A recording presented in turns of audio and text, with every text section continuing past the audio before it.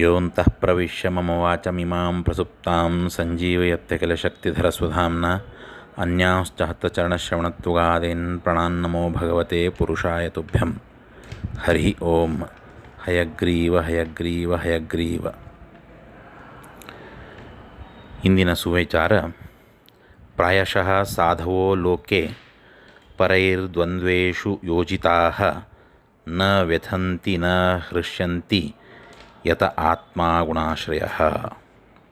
ಅಂದರೆ ಲೋಕದಲ್ಲಿ ಸಜ್ಜನರು ಪ್ರಾಯ ಹೀಗಿರುತ್ತಾರೆ: ಅನ್ಯರು ಸನ್ಮಾನ ಮಾಡಿದರೂ ಉಬ್ಬುವುದಿಲ್ಲ, ಅಪಮಾನ ಮಾಡಿದರೂ ಕುಗ್ಗುವುದಿಲ್ಲ. ಮಾನ ಅಪಮಾನ ಇವೆಲ್ಲವೂ ತಾವು ಮಾಡಿದ ಕರ್ಮದ ಫಲ ಎಂಬುದಾಗಿ ಅವರು ಬಲ್ಲವರಾಗಿರ್ತಾರೆ ಎಂಬುದಾಗಿ ತಿಳಿಸಲಾಗಿದೆ.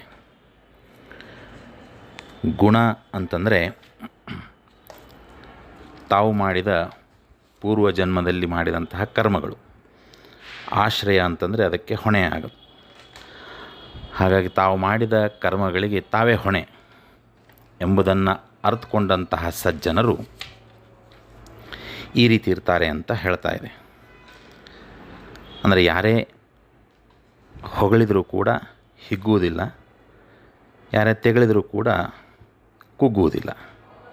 ಒಂದೇ ರೀತಿಯಾಗಿರಲಿಕ್ಕೆ ಯಾವಾಗ ಸಾಧ್ಯ ಆಗ್ತದೆ ಅಂತ ಹೇಳಿದರೆ, ನಾವು ಮಾಡಿದ ಕರ್ಮ ಹೀಗಿತ್ತು, ಅದಕ್ಕೆ ನಮಗೆ ಈ ರೀತಿ ಆಗಿದೆ ಅನ್ನುವಂತಹ ಒಂದು ಸರಿಯಾದ ತಿಳುವಳಿಕೆ ನಮ್ಮಲ್ಲಿ ಬಂದಾಗ ಮಾತ್ರ ಅದು ಸಾಧ್ಯ ಆಗ್ತದೆ.